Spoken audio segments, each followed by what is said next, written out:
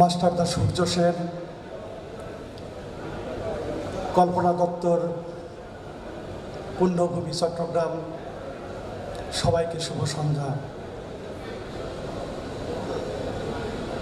Dhaka custom agents অ্যাসোসিয়েশনের ত্রিবার্ষিক নির্বাচনকে কেন্দ্র করে শাহজাহান পাটোয়ারি ফারুক পরিষদের আজকের এই পরিচিতি সভার মাননীয় সভাপতি, জাতির শ্রেষ্ঠ সন্তান, বীর মুক্তিযোদ্ধাগণ,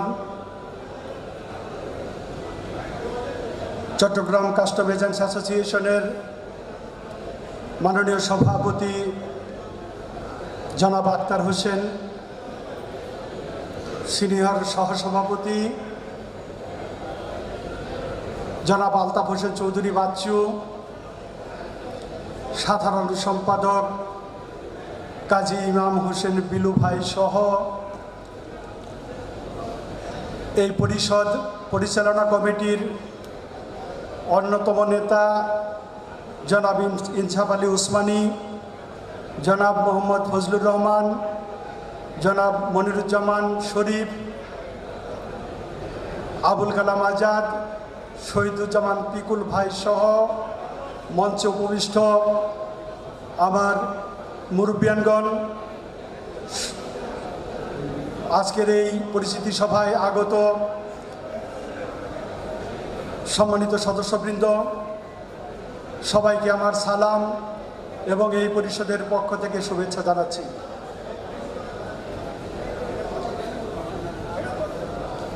আমি নারায়ণ দত্ত, স্বত্বাধিকারী ট্রেড ভিশন ইন্টারন্যাশনাল। গত 3টি বছর আগে এমনিভাবেই চট্টগ্রামে এসেছিলাম একটি পরিষদের প্রার্থী হিসেবে। আজ এসেছি এই পরিষদের পক্ষে শুভেচ্ছা বক্তব্য দেবার জন্যে। আপনাদের মনে অনেকের প্রশ্ন থাকবে, আমি কেন আজকে এখানে দাঁড়িয়ে আছি? আমার তো এখানে দাঁড়াবার কথা নয়। পরিবেশ পরিস্থিতি আমাকে আজকের এই অবস্থানে দাঁড় করিয়েছে। আমার বিগত প্যানেলের যে স্লোগান সততার সাথে আগামীর পথে, কিন্তু আমরা যারা গত নির্বাচনে ওই পরিষদের প্রার্থী হিসেবে ছিলাম, তার মধ্যে জনাব আওলাদজান চৌধুরী, ওবায়দুল্লাহ আল ইকবাল মিঠু, রফিকুল ইসলাম, মোহাম্মদ শাহজাহান, আবু বকর সিদ্দিকী, আমি নারায়ণ দত্ত, দুলাল হোসেন, আবুল কালাম আজাদ, গোলাম মোস্তফা সহ নির্বাচন পরিচালনা কমিটির অনেকেই আজকে এই প্যানেলের সাথে যোগ দিয়েছি। যৌক্তিকতা কোথায়? গত 3টি বছর আমরা মর্মে মর্মে উপলব্ধি করেছি, ওই যে সততার পথে আগামীর পথে, ওটা আসলে সততা নয়। ওখানে একটু মাত্র ভাষাগত ভিন্নতা রয়েছে। ওটা হবে সততার সাথে বিদেশের পথে।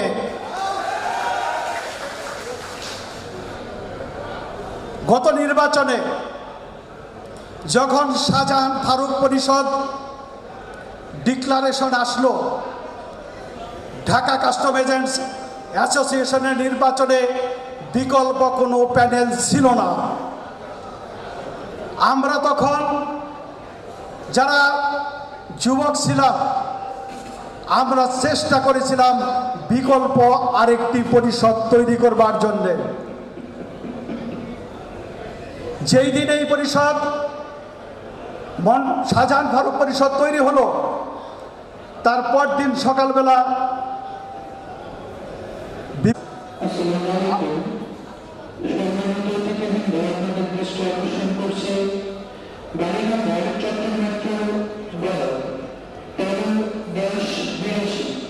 আপনার পিছনের গাড়িটি বেরোবে, গাড়িটির সামনে দিয়ে আপনার পিছনের গাড়িটি বেরোবে, সুযোগ করে দিন। সেইখান থেকে বলেছিলাম দাদা আপনি এয়ারপোর্ট আসেন। মিজান ভাই আসলেন বাদ মাগরিব। আমরা যারা যুবকেরা ছিলাম আমরা একটি অফিসে বসে মিটিং করতেছিলাম। মিজান ভাই এবং আপনাদের দৃষ্টি আকর্ষণ করছি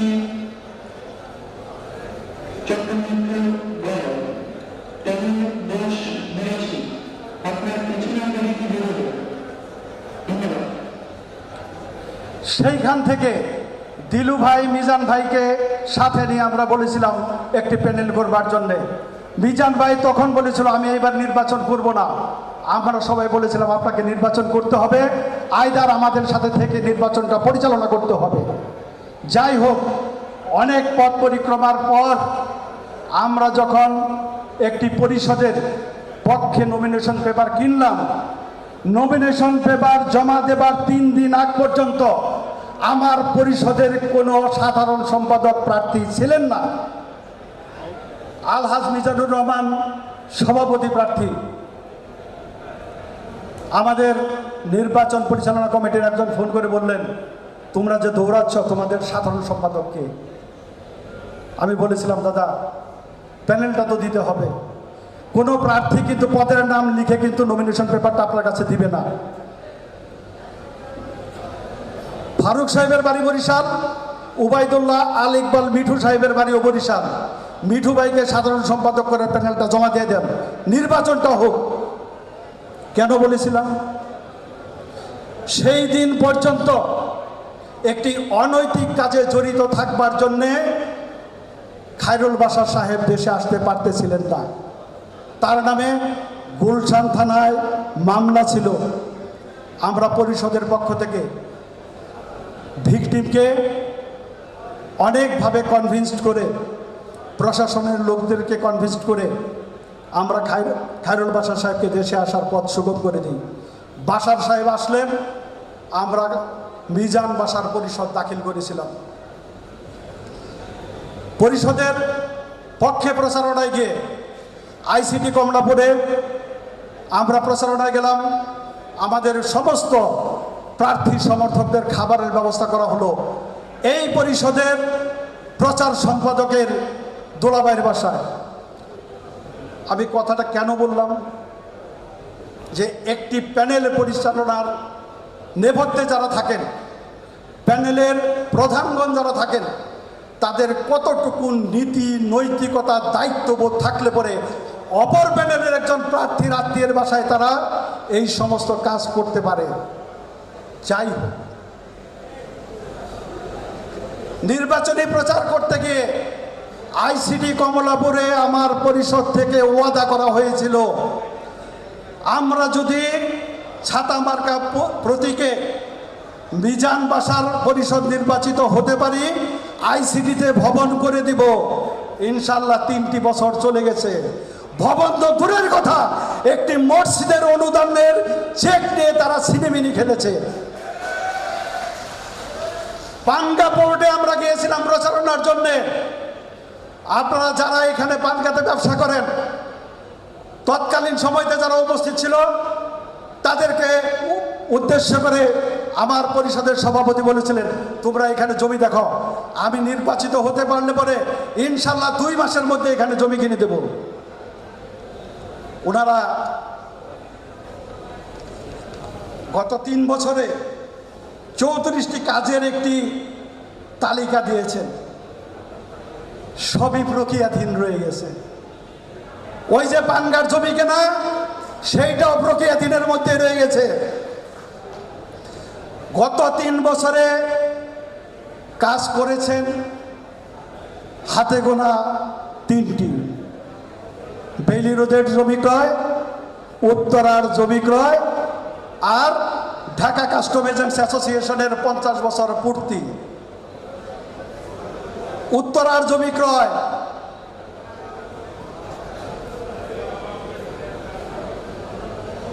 আমাদের অত্যন্ত শ্রদ্ধাভাজন সাবেক এমপি শাহ আলম সাহেবের সমন্বয়ে উত্তরাতে জমি কেনবার জন্যে একটি প্লট দেখা হয়েছিল। দাম দর সব চূড়ান্ত, শুধু অ্যাসোসিয়েশন তার সাথে এগ্রিমেন্ট করবে। সভাপতি সাধারণ সম্পাদক দাম দর চূড়ান্ত করেছে। শাহ আলম সাহেব গিয়ে বলেছে, ভাই এটা আমার সংগঠনের জন্য কেনা হবে, আপনি আর একটু কমাই দেন। শাহ আলম সাহেবের এক কথাতে 2 কোটি টাকা কমিয়ে দিয়েছিল। অদৃশ্য কারণে এই অ্যাসোসিয়েশনের কর্তা ব্যক্তিরা সেই জমিটাকে ক্রয় করে নাই। কোথায় ক্রয় করেছে? যেই জমি 2 কোটি টাকা কাঠা, তাকে 3.5 কোটি টাকা দাম দিয়ে তারা ক্রয় করেছে জমি। আরো খবর আছে, এখন খবর আসছে ওই জমি থেকে 7.68 কাঠা জমি থেকে 2.68 কাঠা জমি হাইকোর্টের নির্দেশে চলে যাচ্ছে। কত বড় ধৃষ্টতা! 2500 সাধারণ সদস্যের টাকা দিয়ে কেনা জমি, সেইখানে যে অর্থের লুটপাট। কালকেও সাবেক অর্থ সম্পাদক হুঙ্কার দিলেন, ফারুক সাহেব যখন দায়িত্ব থেকে চলে যায় তখন 44 কোটি টাকা রেখে গেছেন, আর আজকে অ্যাসোসিয়েশনকে তিনি 101 কোটি টাকায় উন্নীত করেছেন। আমি অত্যন্ত সহজ সরল, অঙ্কেও কাঁচা, কিন্তু গত বার্ষিক প্রতিবেদনটা আমি সাথে করে নিয়ে আসছি। আমার মতো আপনাদের প্রত্যেকের অফিসে এইরকম একটি প্রতিবেদন দেওয়া আছে। আল্লাহর অশেষ মেহেরবানিতে দেখবেন এইখানে 101 কোটি টাকার কোনো হিসাব নাই। যদি না থাকে তাহলে কি অর্থ সম্পাদক সাহেবের পকেটে আছে, সভাপতির পকেটে আছে, সাধারণ সম্পাদকের পকেটে আছে? পকেটে রাখবার জন্য অ্যাসোসিয়েশনের টাকা নয়। আর যদি তা না হয় তাহলে আপনি মিথ্যা বলেছেন, আপনি আমাদের সাথে সততা করেছেন।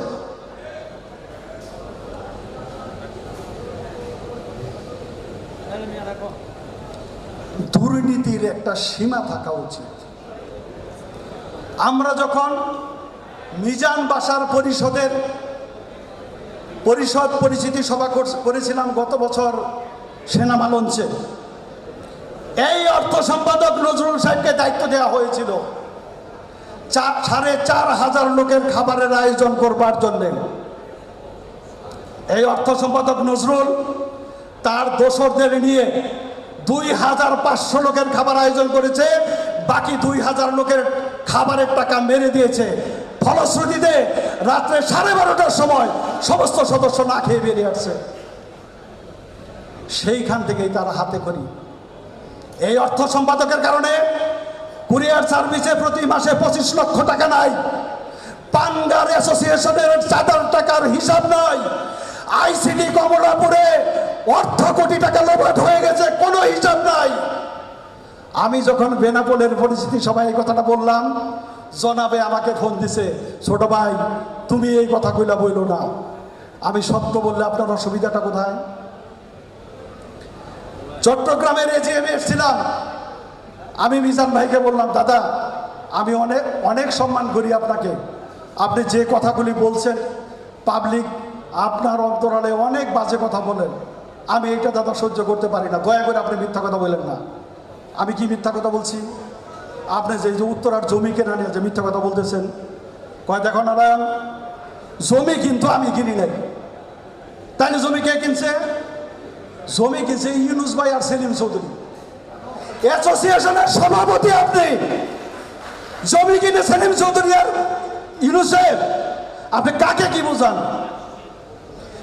যদি উত্তরার জমিতে ভাগ ফকরা না থাকতো, সাহেবেরা কিন্তু দায়ের আনার পায়তারা করতেন না। আরো মজার তথ্য, আমরা বললাম 2.67 কাঠা জমি চলে গেছে, উনি দিচ্ছে আইনগত বিজ্ঞপ্তি, উনি দিচ্ছে রাজুকের অনুমোদন আছে। আরে ভাই সব মানছি, আমার যে জমি চলে গেছে সেইটা বলেন, যদি কোনো এভিডেন্স থাকে আপনি সেইটা শো করে বলেন আপনার জমি ঠিক আছে। আমি তো বলছি জমি চলে গেছে, সেই এভিডেন্সটা আল্লাহর রহমতে অনেকগুলি পরিস্থিতি সভা করেছে, একটা সভাতে উপস্থাপন করতে পারে নাই। আমি বললাম দাদা আপনার মতো দক্ষ একজন সাংগঠনিক লোক থাকতে এই বাড্ডার জমি 3.5 কাঠা জমি চলে গেল, আপনি একটা সদস্যকে জানানোর প্রয়োজনীয়তা উপলব্ধি করলেন না? কয় না তো এটা যায় নাই। তা আমি বললাম যে যদি যায় নাই থাকে তাইলে আপনি মাননীয় উপদেষ্টাদেরকে নিয়ে মিটিং করলেন কেন? বাড্ডার কাজটাকে আপনি স্থগিত করলেন কেন? চলমান থাকলো না কেন? আপনার বাড্ডার জমি যদি যেই থাকে একটা স্পেশাল এজিএম করে আপনি সাধারণ সদস্যকে জানালেন না কেন? সব কেনর উত্তর আছে, কিন্তু নির্বাচন অত্যাসন্ন। যদি এই সাংগঠনিক দুর্বলতাগুলি প্রকাশ পেয়ে যায়, আল্লাহর রহমতে সাধারণ সদস্যরা তাদের থেকে মুখ ফিরিয়ে নেবে। সেই ভয়ে আপনাদেরকে না জানিয়ে সব কিছুকে ধামা চাপা দেওয়ার পায় তারা চলছে।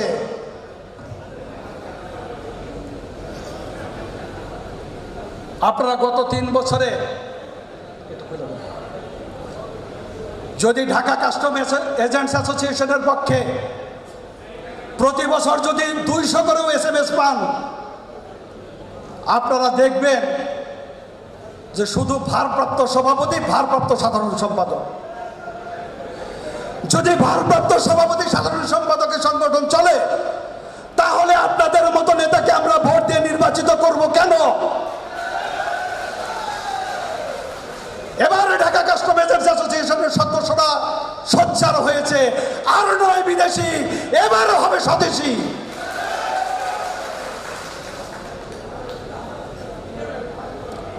আমার সভাপতি মিজানুর রহমান মিজান ভাই বলেন, গত 3 বছরে তিনি তার পরিষদকে নিয়ে যে কাজ করেছেন, গত 50 বছরের ইতিহাস ঐতিহ্যকে তিনি ম্লান করে দিয়েছেন। একটি মানুষ কত নির্মম, নিষ্ঠুর, কত নীচ হলে এরকম কথাগুলো বলতে পারে? আপনাদেরকে শুধু একটি তথ্য জানাই, অনেক সফলতার পাঠ আপনি আমাদেরকে শিখিয়েছেন। আপনি বলেন মিজানুর রহমান মিজান ভাই, উত্তরার জমি কিনেছেন, অ্যাসোসিয়েশনের টাকা শর্ট পড়লো কেন? কেন উত্তরার জমি রেজিস্ট্রি করতে গিয়ে আজকের এই পরিষদের যুগ্ম সম্পাদক মোহাম্মদ শাহজাহানকে টাকা লোন দিতে হলো? এই পরিষদের সহসভাপতি প্রার্থী শেখ মোহাম্মদ আসলামকে কেন টাকা লোন দিতে হলো? আমার অ্যাসোসিয়েশনকে আপনি দেউলিয়া করে যে বাধা সৃষ্টি করেছেন, আমরা ঘৃণা ভরে তা প্রত্যাখ্যান করছি। আমার কথা যদি অসত্য হয়, আমাকে যে শাস্তি দিবেন আমি মাথা পেতে দেব, কিন্তু সাধারণ সদস্যদেরকে আপনি যা খুশি তাই বুঝাবেন, যা খুশি তাই বলবেন, এত সোজা না।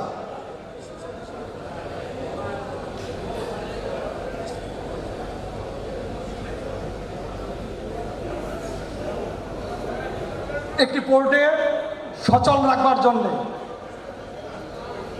কয়েকটি পদ অত্যন্ত জরুরি।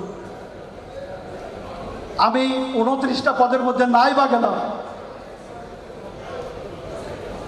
একটা বন্দর সম্পাদকের কথায় আসি। আল্লাহর অশেষ মেহেরবানিতে গত 3 বছরে ঢাকা কাস্টম হাউসে কোনো বন্দর সম্পাদককে আলহামদুলিল্লাহ আমরা খুঁজে পাই নাই। হারিকেন জানেও খুঁজে পাই নাই। পক্ষান্তরে কি হয়েছে, আমরা একটি চালানের এক্সামিনেশন, অ্যাসেসমেন্ট, ডিউটি ট্যাক্স পরিশোধ করবার পরে যখন আমরা ডেলিভারি নিতে গেছি, শুরু হয়েছে গেট কাস্টম থেকে। Gate custom, surveillance team, preventive team, শুল্ক গোয়েন্দা, এই যে ঘাটে ঘাটে এই 2500 সদস্যের হয়রানি। আপনি বলেন, আপনার একটি লোক একটি গেটে অবস্থান করেছে, আবার আপনি আপনার পরিষদে বন্দর সম্পাদক নমিনেশন দিয়েছেন। আল্লাহ রহমতে 30 তারিখে বন্দর সম্পাদক খেলা হবে।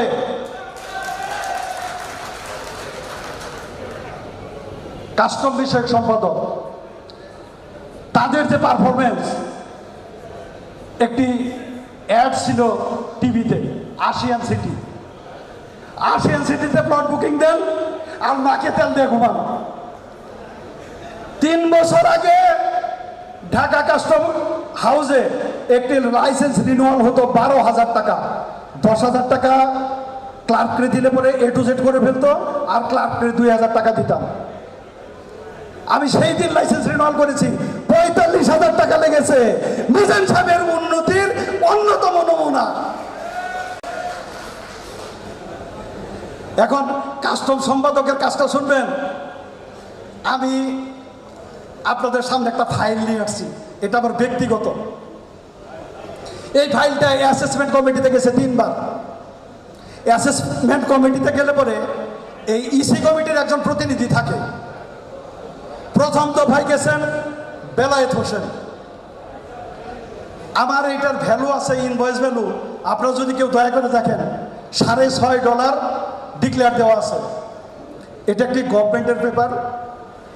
হাসমত সাহেব এডিসি বললেন, বাবু গভর্নমেন্টের টাকা তো একটু কমাই দিন।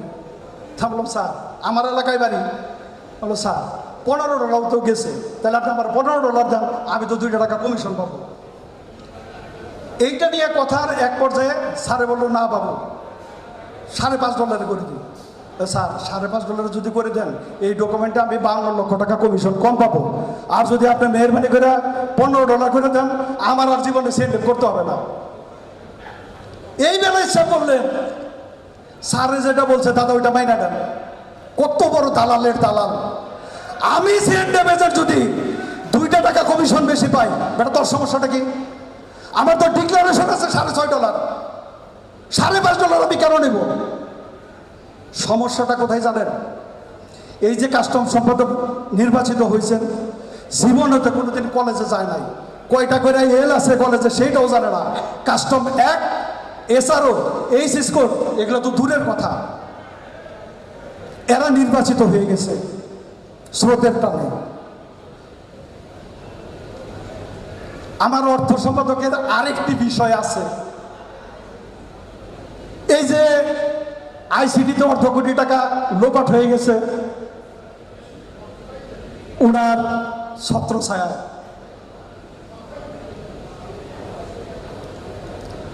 যার মাধ্যমে লোপাটটা হলো, সেই কর্মকর্তাকে সাসপেন্ড করা হয়েছে। অধুনা তাকে প্রমোশন দিয়ে ঢাকা কাস্টম এজেন্টস অ্যাসোসিয়েশনের সর্বোচ্চ নির্বাহী করা হয়েছে। কারণটা কি? এটা আমার সভাপতির অত্যন্ত প্রিয় ভাষণ। ওই কর্মকর্তা আমার সভাপতি মিজান ভাই সেই দিন মিটিংয়ে বলতেছে, আইসিডির দুর্নীতির জন্য তদন্ত কমিটি করেছিলাম, তদন্ত কমিটি রিপোর্ট দেয় নাই। আজকে চট্টগ্রামের এই সভাকে সাক্ষী রেখে বলছি, মিজান ভাই আপনি মিথ্যা তথ্য দিয়েছেন। যেই তদন্ত কমিটি করেছিলেন, তদন্ত কমিটি রিপোর্ট দিয়েছে, তার ভিত্তিতে ওই কর্মকর্তাকে সাসপেন্ড করা হয়েছে। আপনি শাক দিয়ে মাছ ঢাকার অপচেষ্টা করছেন। মানুষ এখন অনেক সচেতন, এখন ইন্টারনেটের যুগ। যদি আপনি আমার চ্যালেঞ্জটাকে নেন, আমি সমস্ত তথ্য প্রমাণাদি নিয়ে আপনাকে ভেজ করবো ইনশাল্লাহ। পরিশেষে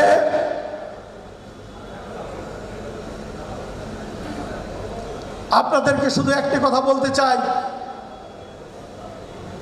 এই চাপাবাজ, ঠক, প্রতারক, যাদের চারিত্রিক কোনো বৈশিষ্ট্য নাই, আগামী 30 তারিখ আপনারা যার যার অবস্থানে থেকে মাস মার্কা প্রতীকে পূর্ণ প্যানেলে ভোট দিয়ে নির্বাচিত করবেন, এই আশাবাদ ব্যক্ত করে শাহজাহান পাটোয়ারি ফারুক পরিষদের পক্ষ থেকে আপনাদের সকলের সুস্বাস্থ্য দীর্ঘজীবন প্রার্থনা করে আমি আমার বক্তব্য শেষ করছি। সবাইকে সংগ্রামী সালাম ও শুভেচ্ছা।